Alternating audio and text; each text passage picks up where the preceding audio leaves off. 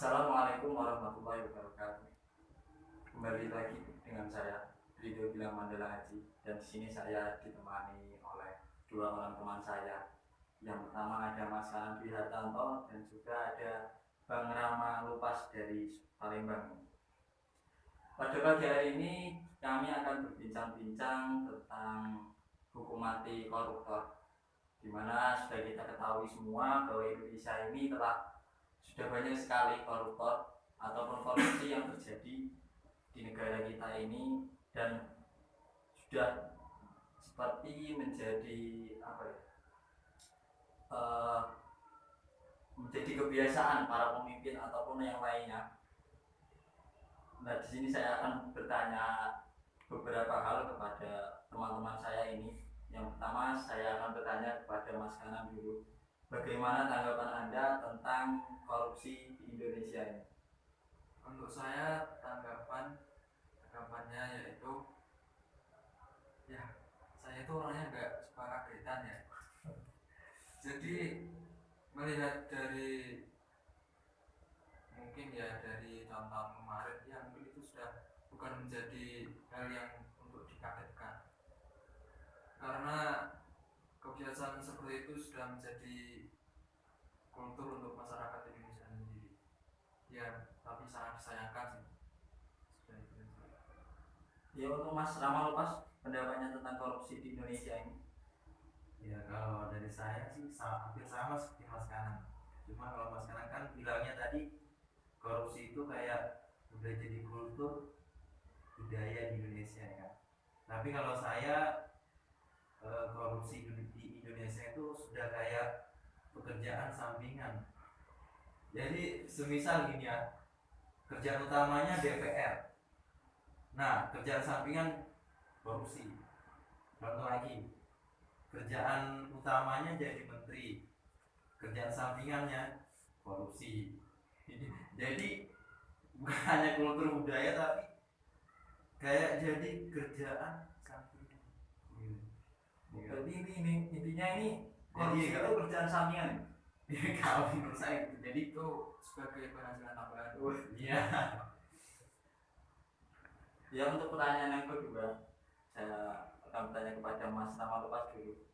Penyebab banyaknya koruptor di Indonesia ini, Mas, bagaimana menurut Anda?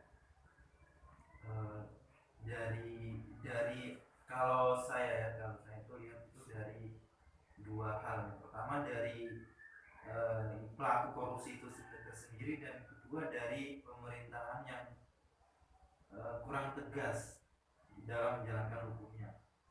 Ya, yang pertama dari korupsinya sendiri. Saya buat perbandingan ya. Ibu Menteri Puji Astuti, ya, Menteri Perikanan yang dulu, itu pernah ditawari, Menteri Perikanan ya, atau apa itu? Kelautan. Itu pernah ditawari 5 miliar itu suap itu, tapi beliau nggak mau. Nah, sekarang dibandingkan dengan yang sekarang, saya nggak perlu sebut namanya kan, yang kasus suap benih lobster itu kan, gitu. Jadi gimana ya, itu terjadi pada faktor internal, tergantung orangnya, dia itu kuat imannya lah dengan kata lainnya, dia mau menerima atau tidak. Terus yang sama yang kedua faktor apa, pemerintahan yang kurang tegas. Coba diperlakukan hukum yang lebih tegas, itu aja sih. Sebenarnya hukumnya udah bagus, tapi menjalankannya itu kadang yang terkadang itu kurang tegas. Misalnya aja yang seperti dulu garis rambunan itu bisa jalan-jalan ke Bali ya, atau sebagainya gitu, mungkin seperti itu.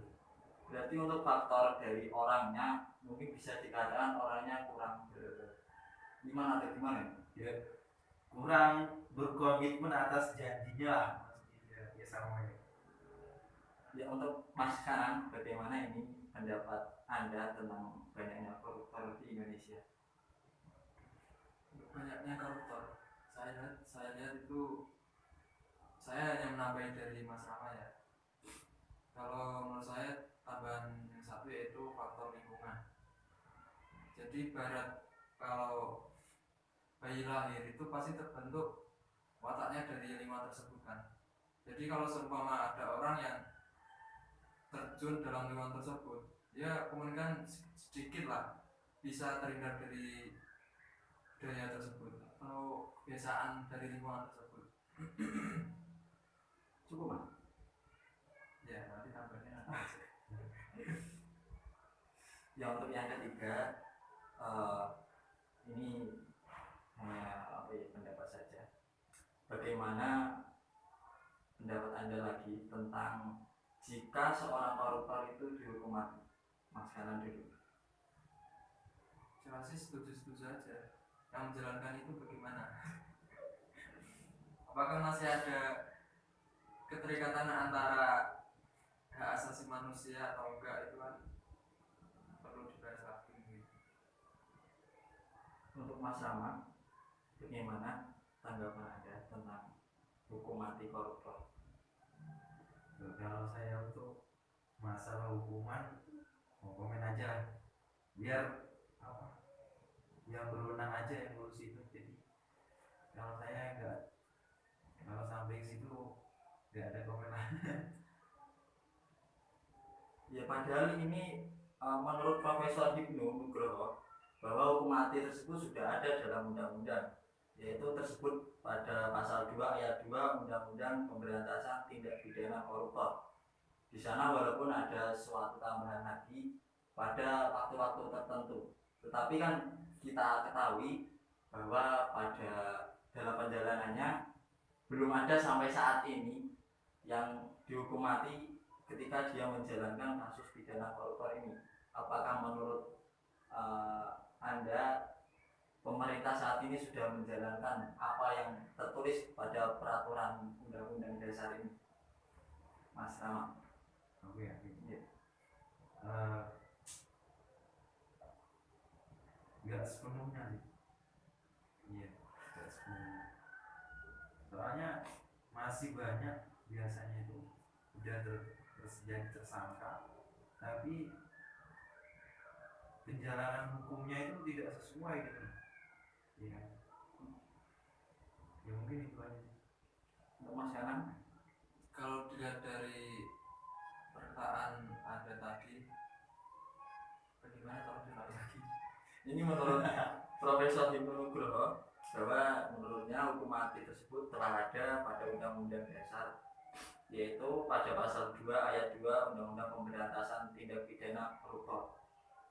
Ya itu gimana ya? Seperti hanya wacana doang gitu loh. Ya kalau pada keadaan tertentu pasti saling melindungi. Kalau tega nanti nyaplok, kalau nggak tega nanti caplok. Oh iya, terima kasih atas jawaban teman-teman.